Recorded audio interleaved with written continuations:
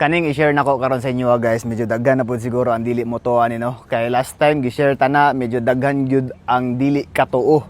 Tapos karon nanabog ko i-share sa inyo ha. Kay diri among gud sa likod sa atoang balay, nanabog tay gipabuhat nga project no. Kung ato makita sa atoang likod, dito ang banda na mga sagbot. Kay ato am gud ning gipa-landscape. Tas diha banda ato siyang pabuhatan og dalan, tas dito pod padulong na siya sa atoang balay guys. Tas ang nagasto na to ana o ang pakyaw ana sa atua kay nidagan og 327,000 kaayo na siya guys. I know medyo lisod gyud siya tuuhan pero dali tan-awon na to nganong naingana siya. Kung makita nato no mao ni siya ang Korean grass.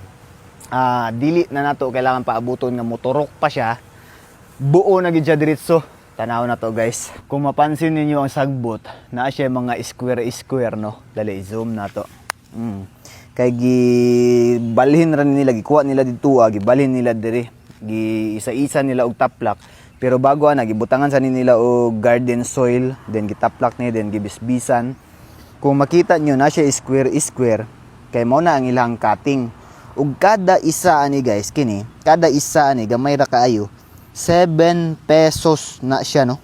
7 pesos na siya kada isa ana unya, hangtod pa na siya didto, dako pa kana punon pa na nila, hangtod pa na didto, punon pa na nila. So mao to ang ilahang pakyaw sa atoa guys, 327,000 para sa mga sagbot, sa mga bricks. Kay diri butan pa nagdalan niya bricks ato ang gamiton. Pakita na ko sa inyo ang bricks guys kay naay sa nga nasaag diri oh.